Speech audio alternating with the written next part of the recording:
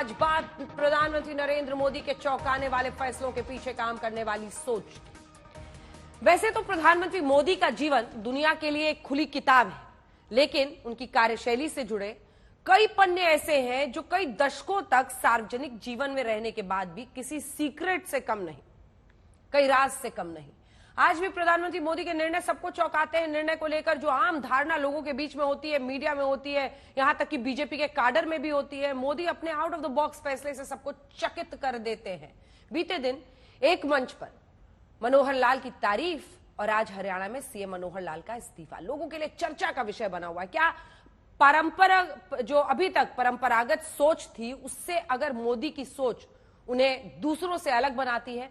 आखिर मोदी के दिमाग में क्या चल रहा है, आज हम डिटेल रिपोर्ट के जरिए आपको बताएंगे। उससे पहले हरियाणा से इस वक्त की बड़ी खबर आ रही है, वो आपको बता दें। अनिल विज पर खबर है, ये अंबाला में मौजूद है पूर्व गृह मंत्री अनिल विज। मंत्रिमंडल में जगह नहीं मिलने से नाराज हैं। शपथ ग्रहण समारोह में नहीं पहुंचे थे अनिल विज। आपको बता दें 6 बार से विधायक हैं। अंबाला इनका इलाका है जहां से लगातार जीतते रहे हैं। मुखर तरीके से अपनी बात कहने वाले अनिल विज दरअसल जब आज विधायक दल की बैठक हो रही थी, उसके बाद अचानक वहां से निकल गए।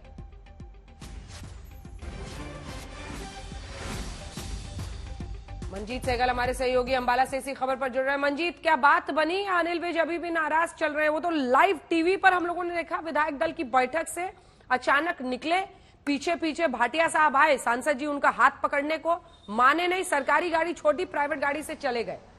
अब माने कि नहीं?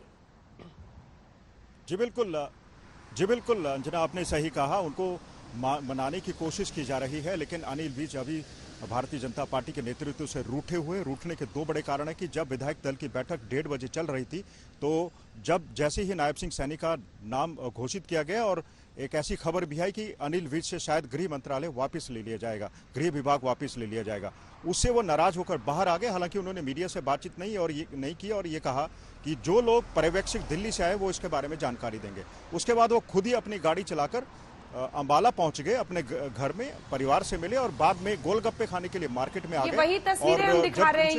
ये अभी शाम में गोलगप्पे खाने निकले थे, पूरे गोलगप्पे पूरे शौक से खा रहे हैं। वही दिख रही हैं तस्वीरें, वही तस्वीरें हम दर्शकों को दिखा रहे हैं।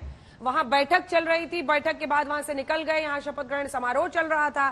सैनी साहब मुख्यमंत्री पद की शपथ ले रहे थे, अपना नाम बोल के, मैं नायब सिंह सैनी, और अनिल विज साहब गोलगप्पे खा रहे थे।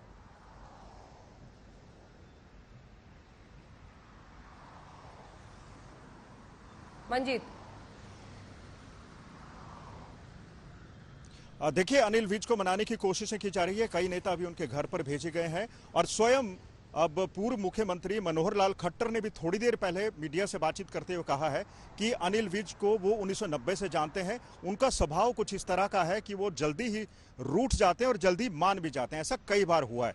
और वहीं मनोहर लाल खट्टर ने एक बार बात साफ की है, वो ये कि मंत्रिमंडल की शपथ में अनिल विज का नाम था और साथ में भव्य बिश्नोई का नाम भी था। अनिल विज और भव्य बिश्नोई, जैसा कि सूत्र बता रहे हैं, वो बतौर डिप्टी चीफ मिनिस्टर शपथ लेने वाले थे, लेकिन अनिल विज इतने नाराज थे कि वो शपथ ग्रहण समारोह में नहीं पहुंचे और उससे किनारा कर लिया। तो कुल मिलाकर अभी अनिल विज को मनाने की कोशिशें की जा रही है और अगर वो मान जाते हैं तो उनको उप मुख्यमंत्री का पद दिया जा सकता है। बड़ी खबर आप बता रहे हैं कि अनिल विज को उप मुख्यमंत्री का पद ऑफर किया गया था और उन्होंने बावजूद इसके नाराजगी जाहिर की, वहां से चले गए और उनको बनाने की कोशिश हो रही है कि वो उप मुख्यमंत्री बन जाएं।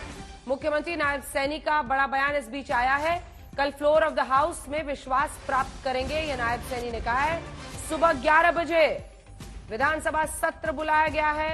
फ्लोर ऑफ द हाउस में विश्वास मत प्राप्त करेंगे, ये नायब सैनी ने कहा है। 48 विधायकों का समर्थन पत्र सौंप दिया है राज्यपाल को।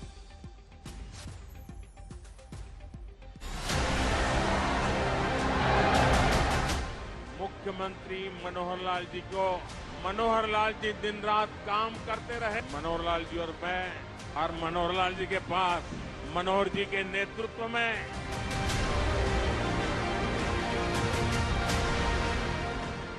आदरणीय प्रधानमंत्री जी का आपको बहुत बहुत आभार प्रकटता हूं, स्वागत करता हूं, अभिनंदन करता हूं। मैं नायब सिंह ईश्वर की शपथ लेता हूं प्रधानमंत्री नरेंद्र मोदी की वर्किंग स्टाइल ने एक बार फिर सबको चौंका दिया। वजह है 24 घंटे के भीतर हरियाणा से सामने आई दो अलग अलग तस्वीरें।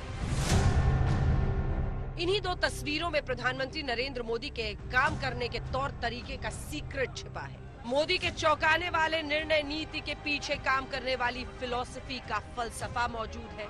ऐसा क्यों? तस्वीरों से समझिए। पहली तस्वीर, बीते दिन प्रधानमंत्री नरेंद्र मोदी के साथ हरियाणा के मुख्यमंत्री मनोहर लाल मौजूद थे। आगे आगे पीएम की गाड़ी थी, पीछे पीछे मनोहर लाल। दोनों एक साथ दिखे, यहाँ तक कि मंच पर प्रधानमंत्री मोदी के बगल में मनोहर लाल बैठे थे। लेकिन चंद घंटे बाद ही मनोहर लाल ने इस्तीफा दे दिया और हरियाणा के पूर्व मुख्यमंत्री बन गए। सोचिए, 24 घंटे पहले मुख्यमंत्री की हैसियत से मंच पर प्रधानमंत्री के साथ थे और 24 घंटे बाद भूतपूर्व मुख्यमंत्री बन गए। नए सीएम के चेहरे यानी नायब सैनी के साथ राजभवन में दिखे। मनोहर लाल पर प्रधानमंत्री मोदी का सरप्राइज। आदरणीय प्रधानमंत्री जी का आपको बहुत बहुत आभार प्रकट करता हूं, स्वागत करता हूं, अभिनंदन करता हूं। सबको लगा बने रहेंगे मनोहर लाल, लेकिन छुट्टी हो गई। मुख्यमंत्री मनोहर लाल जी को उनकी जो तत्परता रही है, मैं आज इसकी भी सराहना करूंगा। प्रधानमंत्री की मिली तारीफ, लेकिन चली गई कुर्सी।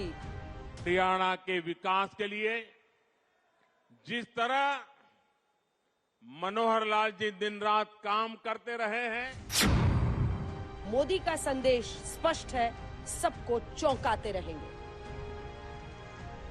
जो लोग मोदी की वर्किंग स्टाइल को बहुत करीब से देखते आए हैं, वो भी प्रधानमंत्री को लेकर किसी तरह की भविष्यवाणी से बचते हैं, क्योंकि मोदी के हर निर्णय के पीछे निजी अनुभव के साथ पूरा होमवर्क होता है। मोदी के हर फैसले के पीछे कोई शॉर्टकट वाली सोच नहीं, बल्कि एक लॉन्ग टर्म प्लानिंग होती है। मनोहर लाल के इस्तीफा देने से कई घंटे पहले प्रधानमंत्री मोदी जब बोल रहे थे, उनके दिमाग में पास्ट, प्रेजेंट, फ्यूचर सब कुछ घूम रहा है। इसे आप मनोहर लाल की तारीफ में प्रधानमंत्री मोदी की पर्सनल टिप्पणी से समझिए।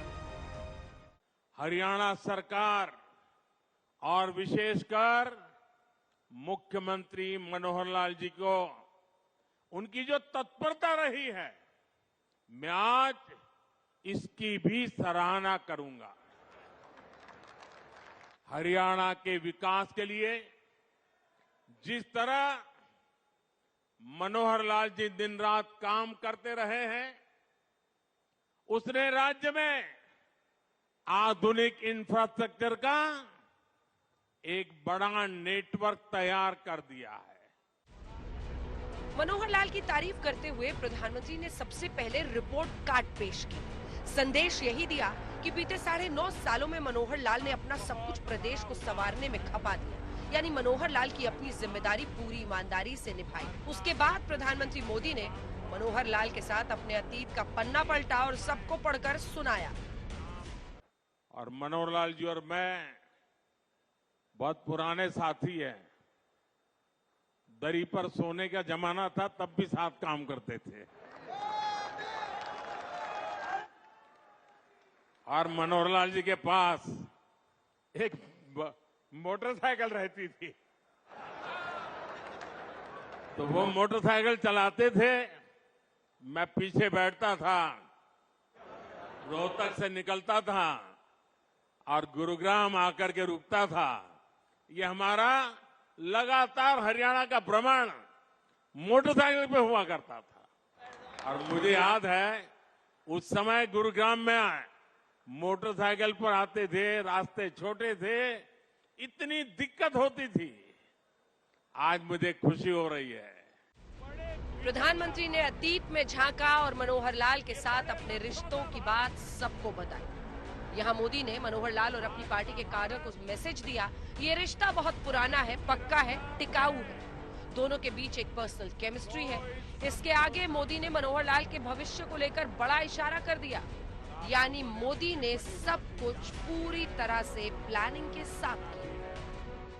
इतनी दिक्कत होती थी, आज मुझे खुशी हो रही है कि हम भी साथ हैं और आपका भविष्य भी साथ है।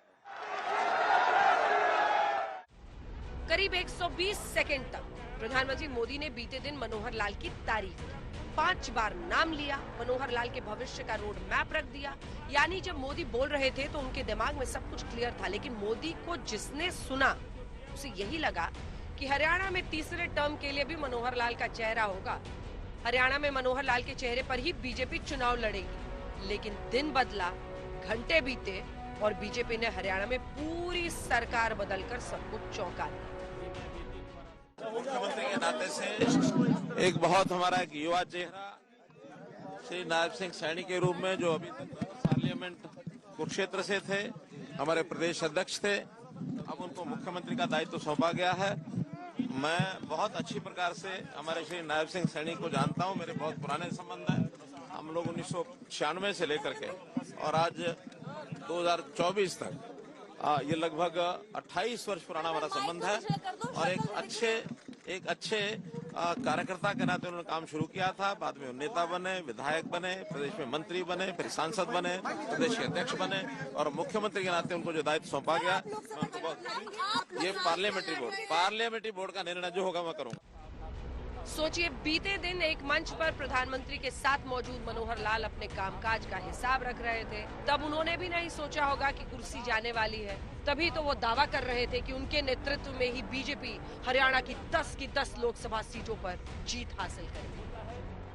अपनी हरियाणा की भूमिका, जैसे पहले 10 में से 10 सीटों का परिणाम हमने दिया था, इस बार भी 10 की 10 सीटें जीत करके और हम आपकी झोली में डालेंगे और बड़े मार्जिन से, पहले से अधिक मार्जिन से हम आपको एक परिणाम ला करके देंगे। आपका आशीर्वाद, आपका प्यार, आपका प्रेम इसी प्रकार से आप हमारे ऊपर बनाए रखें, यही निवेदन करते हुए आपका पुनः हरियाणा की धरती पर आप मैं अभिनंदन करता हूं, स्वागत करता हूं, आभार प्रकट करता हूं। यही है मोदी के चौंकाने वाला वर्किंग स्टाइल। किसी को भी भनक तक नहीं लगी। लेकिन मोदी की चौंकाने वाली फिलॉसफी के पीछे क्या है, आज खुद प्रधानमंत्री की जुबानी सुनिए। मेरी प्रकृति है और जो मुझे काफी उपकारक लगी है, मैं हर चुनौती को चुनौती देता हूं।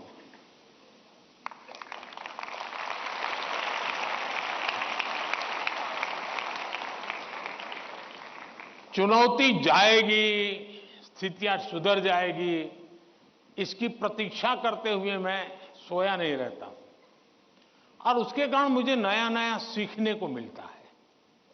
हर परिस्थिति को हैंडल करने का नया तरीका, नए प्रयोग, नई स्ट्रेटजी, ये इवॉल्व करने का सहज मेरी विधा, मेरा अपना विकास होता जाता है। दूसरा, मेरे भीतर एक बहुत बड़ा कॉन्फिडेंस है।